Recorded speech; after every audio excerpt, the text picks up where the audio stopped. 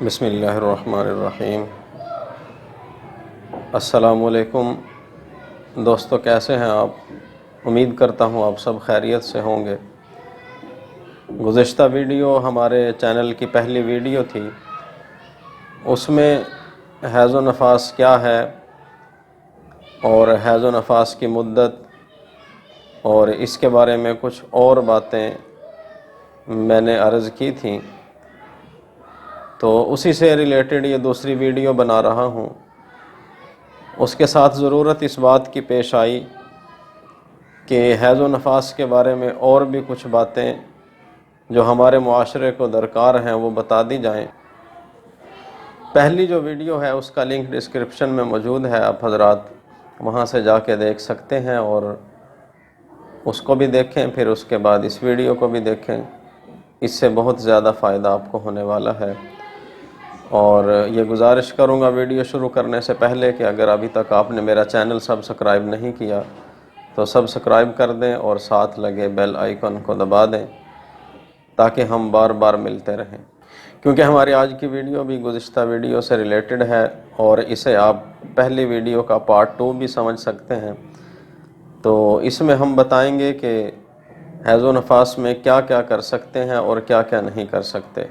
گزشتہ جو ویڈیو تھی اس میں زیادہ تر حیض و نفاس میں ہم بستری کے بارے میں بتایا گیا تھا، تو ضرورت اس بات کی پیش آئی کہ آج یہ بھی بتا دیا جائے کہ حیض و نفاس میں عورتیں کیا کیا کر سکتی ہیں اور کیا کیا نہیں کر سکتی، اور اس سے پاک ہونے کا کیا طریقہ ہے۔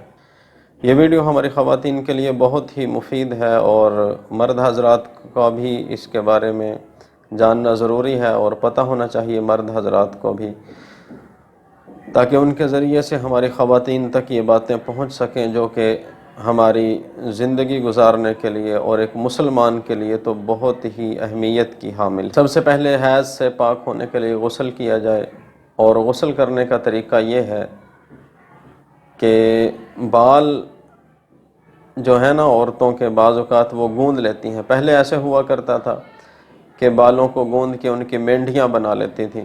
مینڈیاں کہتے ہیں کہ بالوں کی لٹیں بنا کر ان کو اکٹھا کر کے سر پر باندھ لینا۔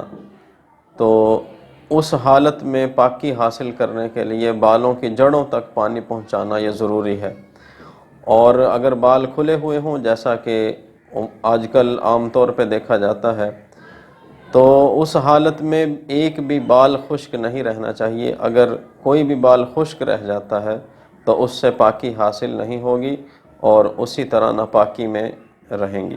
اور اس میں ایک اور مسئلے کی بات ہے کہ اگر مخصوص ایام میں مہندی لگائی ہو خواتین نے، تو بعض عورتیں کہہ دیتی ہیں کہ پہلے مہندی اتارو اور پھر اس کے بعد غسل کرو، جب تک مہندی نہیں اتاریں گی اس وقت تک غسل نہیں ہوگا۔ تو ایسا نہیں ہے، مہندی لگے ہوئے، مہندی اتارنا غسل کرنے کے لیے شرط نہیں ہے، تو مہندی لگے ہوئے بھی غسل ہو جاتا ہے اور پاکی حاصل ہو جاتی ہے۔ اور ایک مسئلہ یہ ہے کہ غسل جس جگہ کیا جا رہا ہے وہ جگہ بھی پاک ہونی چاہیے۔ اگر وہ جگہ ناپاک ہے تو پہلے دھو کے اس کو پاک کر لیا جائے، اس کے بعد وہاں پہ غسل کیا جائے تو پاکی حاصل ہوگی۔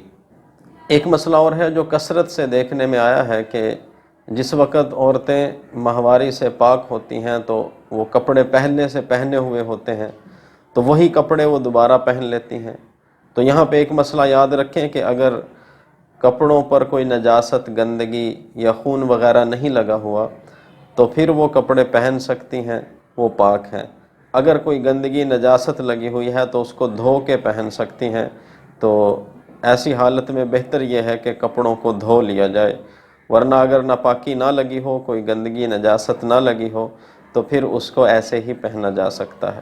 ناپاکی کی حالت میں کسی سے ملنا، سلام کرنا، سلام کا جواب دینا، ذکر اذکار کرنا، تسبیحات کرنا، یہ سارے امور جائز ہیں، اس میں کسی قسم کی کراہت نہیں ہے اور اس کو بلا شبہ کر سکتے ہیں۔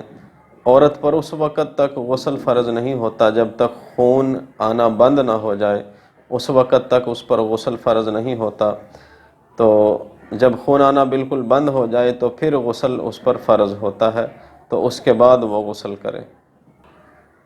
حالت حیض سے متعلق ایک مسئلہ اور بھی ہے کہ بعض اوقات ایسا ہوتا ہے کہ خواتین حیض کا خون رک جاتا ہے اور وہ پاکی کا غسل کر لیتی ہیں، اس کے بعد پھر حیض کا خون آ جاتا ہے، تو ان کو دوبارہ غسل کرنا پڑتا ہے، یا پھر وہ اس سے پریشان ہو جاتی ہیں کہ اب کیا کریں، یہ تو دوبارہ ہو گیا، میں نے تو پاکی کا غسل کر لیا تھا۔ تو اس میں مسئلہ یہ ہے جو سب کو پتہ ہونا چاہیے کہ حیض کی مدت کم از کم 3 دن ہے شریعت کی روح سے، اور زیادہ سے زیادہ 10 دن تک ہے۔ اور اس میں یہ بھی ہے کہ اگر 3 دن سے لے کے 10 دن کے اندر اندر خون آنا بند ہو جائے، غسل کر لے اور اس کے بعد پھر خون آ جائے، تو وہ حیض کا خون ہی شمار ہوگا۔ اگر اس دوران خون آ جاتا ہے غسل کرنے کے بعد، تو اس کو حیض کا خون ہی سمجھا جائے گا، تو وہی احکامات اور وہی شرائط اس پہ لاگو ہوں گی جو حیض والی پہ ہوتی ہیں۔ ایک اور بات مشہور ہے کہ حیض والی جو ہے وہ جب پاک ہو تو کلمہ یا کوئی آیت پڑھے پھر پاک ہوتی ہے، ایسا نہیں ہے، صرف غسل کر لے اس سے پاکی ہو جاتی ہے، بلکہ غسل کرتے ہوئے کوئی آیت یا کلمہ وغیرہ پڑھنا اس کی تو قطعاً اجازت نہیں ہے اور یہ مناسب نہیں۔ ناخن پالش لگی ہو تو ایسی صورت میں غسل کرنے سے پہلے اس کو اتار دینا چاہیے، ورنہ پاکی حاصل نہیں ہوگی۔ اور اگر ہونٹوں پہ سرخی لگی ہو اور جلد تک پانی نہ پہنچ رہا ہو، جسم تک پانی نہ پہنچتا ہو سرخی لگی ہونے کی صورت میں، تو لپسٹک بھی اتار دینی چاہیے اور اس کے بعد غسل کرنا چاہیے، تو پاکی حاصل ہوگی۔ ناپاکی کی حالت میں اگر کوئی تعویذ وغیرہ جس پر آیات لکھی ہوئی ہیں وہ پہنا ہوا ہے، اگر وہ چمڑے یا کپڑے میں ہے تو اس میں کوئی کراہت نہیں، اس کو پہنا جا سکتا ہے۔ ناپاکی کی حالت میں بال اور ناخن نہیں کاٹنے چاہیے، اس میں کراہت ہے۔ ایام ماہواری میں عورتیں نماز نہیں پڑھ سکتیں، قرآن پاک کی تلاوت نہیں کر سکتیں، روزہ نہیں رکھ سکتیں، قرآن پاک کو چھو نہیں سکتی، کوئی آیت وغیرہ لکھی ہو قرآن پاک کی تو اس کاغذ کو نہیں چھو سکتی۔ تو ان چیزوں سے بچنا ضروری ہے، اور ذکر اذکار تسبیحات وغیرہ درود پاک یہ پڑھ سکتی ہیں، اس میں کسی قسم کی کوئی کراہت نہیں ہے۔ اور یہاں پہ ایک اور بات عرض کرتا چلوں کہ نماز جو چھوڑی جا رہی ہے ان دنوں میں اس کی قضا نہیں ہے، اور مخصوص ایام میں جو روزہ چھوٹتا ہے اس کی قضا ہے، وہ آپ کو لازمی رکھنے پڑیں گے بعد میں۔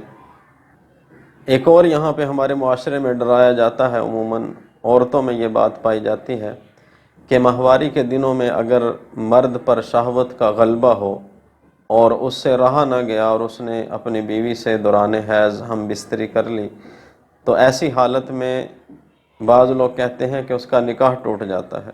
تو ایسی بات نہیں، یہ صرف جاہلانہ بات ہے، نکاح نہیں ٹوٹتا، ہاں البتہ گناہ بہت بڑا ہے، کبیرہ گناہوں میں سے ہے۔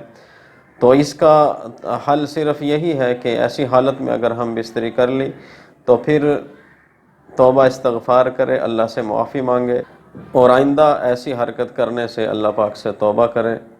اللہ پاک انشاءاللہ غفور الرحیم ہے، تو اس کی اس غلطی کو معاف کر دیں گے اور آئندہ ایسا قدم نہ اٹھایا جائے۔ تو گزشتہ ویڈیو سے ریلیٹڈ یہ کچھ باتیں تھیں، میں نے آپ حضرات کے سامنے عرض کر دیں۔ اس ٹاپک سے متعلق اگر کوئی بھی سوال یا کوئی بھی بات آپ کے ذہن میں ہو تو کمنٹ باکس میں لازمی کیجئے گا، میں آپ کے کمنٹس کا انتظار کروں گا، اور اس سے یہ بھی بتانا ہے کہ اس ویڈیو سے آپ کو کتنا فائدہ ہوا۔ میرے چینل کو ضرور سبسکرائب کر دیں اور بیل آئیکن کو دبا دیں تاکہ ہم بار بار ملتے رہیں۔ تو سامعین، میری جو اگلی ویڈیو آ رہی ہے اس کا ٹاپک نکاح ہوگا، نکاح کے بارے میں ہم کچھ بات کریں گے انشاءاللہ اسلامی اعتبار سے۔ تو تب تک کے لیے اجازت، اللہ ہم سب کا حامی و ناصر ہو۔ اللہ حافظ، فی امان اللہ۔